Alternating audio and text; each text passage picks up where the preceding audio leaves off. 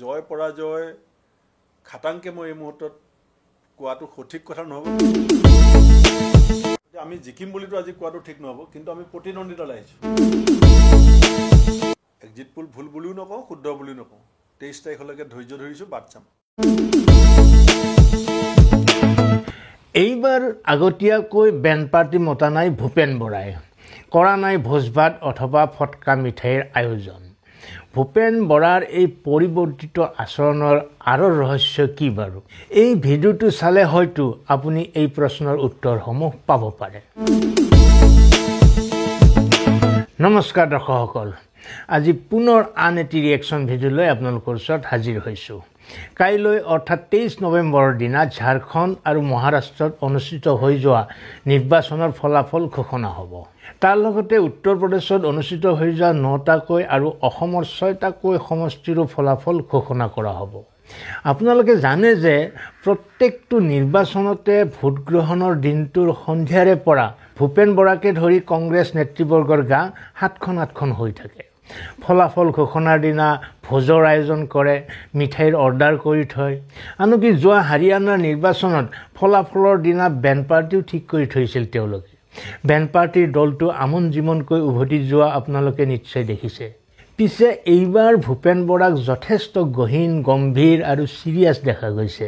শুনামতে তেওঁ এইবাৰ বেণ্ড পাৰ্টিও ঠিক কৰি থোৱা নাই। সামাজিক মাধ্যমত কথা কওঁতেও তেওঁক বহু সংযমিতাৰ পৰিচয় দিয়া পৰিলক্ষিত হৈছে। কথা বতৰাত যেন পূৰ্বৰ সেই প্ৰাণৱন্ত ভূপেন বৰাজন নাই। ৰাজনৈতিক বিশ্লেষকসকলে ইয়াৰ অন্য এক কাৰণো অৱশ্যে বিচাৰি পাইছে। কি সেই কাৰণ, সেই বিষয়ে আলোচনা কৰাৰ আগতে আহকচোন তেওঁৰ শেহতীয়া বক্তব্য কিছু শুনি লওঁ।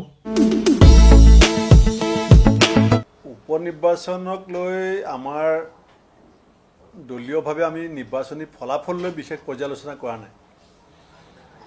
আমাৰ যিসকল তৃণমূল পৰ্যায়ৰ নেতা কৰ্মী আছে আৰু যিসকলে বেছিভাগ সময় সমষ্টিভিত্তিক কাম কাজ কৰিছিলে নিৰ্বাচনত, তেওঁলোকৰ ৰিপৰ্ট আছে মোৰ লগত। লগতে মই এষাৰ কথা আপোনালোকক কৈ থৈছোঁ যে চামগুৰি সমষ্টি বাদ দি বাকী 4টা বিধানসভা সমষ্টিত লোকসভা নিৰ্বাচনত আমাৰ যিটো ৰিজাল্ট আছিলে সেইটো প্ৰায় এভাৰেজ 30,000 মানকৈ ভোটত আমি পিছ পৰি আছিলোঁ।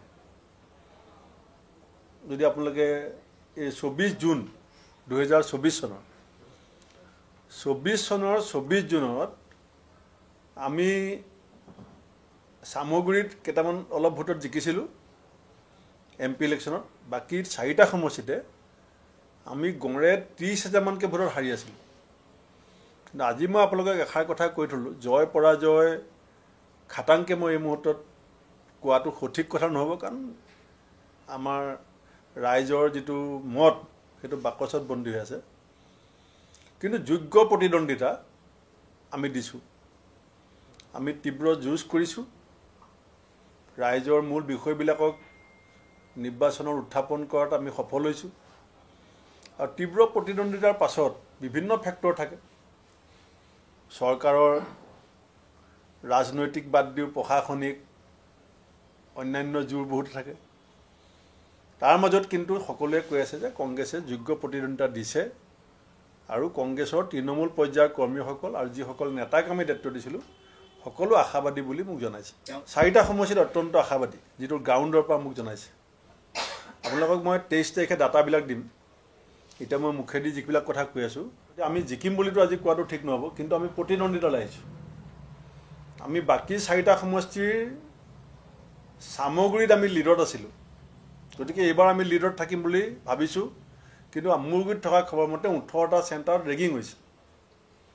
এতিয়া ৰেগিঙৰ পৰ্যায়টো কিহত আছিলে সেইটো আপোনালোকেও এনকুৱাৰী কৰি ল'ব।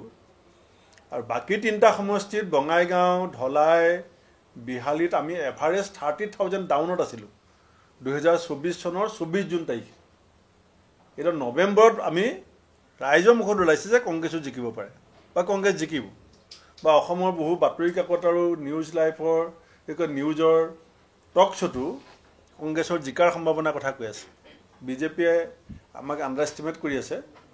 এই উপ নিৰ্বাচনৰ পাছৰ পৰা, এই 23 তাৰিখৰ পাছৰ পৰা বিজেপিয়ে কংগ্ৰেছক চিৰিয়াছলি ল'ব। মই 23 তাৰিখে আপোনালোকক আবেলিকে মই গোটেই সমীক্ষাটো দি দিম উপ নিৰ্বাচনত কংগ্ৰেছ কিমানখিনি আগুৱালে।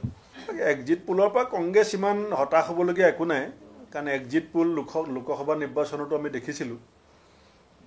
লোকসভা নিৰ্বাচনত এক্সিট পোলে বিজেপিক ৱাক অভাৰ দিছিলে, কিন্তু কি হ'ল আমি চবেই দেখিছোঁ। গতিকে সেই একেখিনি এক্সিট পোলে আহিছে। মই এক্সিট পোল ভুল বুলিও নকওঁ, শুদ্ধ বুলিও নকওঁ। 23 তাৰিখলৈকে ধৈৰ্য ধৰিছোঁ, বাট চাম। দৰ্শকসকল, আপোনালোকৰ মনত হয়তো প্ৰশ্ন জাগিছে যে এইজনে সেই ভূপেন বৰা নে, যিয়ে প্ৰতিটো নিৰ্বাচনৰ ফলাফল ঘোষণাৰ পূৰ্বে অত্যুৎসাহী হৈ পৰে, আনন্দে নধৰা হৈ ভোজৰ আয়োজন কৰে। মোৰ ইয়াৰ আগৰ ভিডিঅ'টো নিশ্চয় আপোনালোকে চাইছে। তাত বিজেপিৰ মুখপাত্ৰ ঋতুবৰণ শৰ্মাৰ সৈতে সুৰ মিলাই নিতুমণি শইকীয়াইও স্বীকাৰ কৰিছিল যে চামুগুৰি আৰু বিহালী সমষ্টিত কংগ্ৰেছ প্ৰাৰ্থী জয়ী হোৱাটো একাংশ কংগ্ৰেছীয়েই কামনা নকৰে। দুয়োটা সমষ্টিৰ প্ৰাৰ্থী দুগৰাকীৰ আঁৰত আছে ৰকিবুল হুছেইন আৰু গৌৰৱ গগৈ। প্ৰাৰ্থী দুগৰাকীৰ জয়ে দলত ৰকিবুল হুছেইন আৰু গৌৰৱ গগৈক পূৰ্বতকৈ অধিক শক্তিশালী ৰূপত প্ৰতিষ্ঠা কৰিব, যিটো কংগ্ৰেছৰ একাংশ নেতা পালি নেতাই কাহানিও নিবিচাৰে। বিশেষকৈ গৌৰৱ গগৈৰ উত্থানে দলটোৰ একাংশ উচ্চাকাংক্ষী নেতাৰ ভৱিষ্যত যে অন্ধকাৰ কৰি তুলিব সেইটো নিশ্চিত।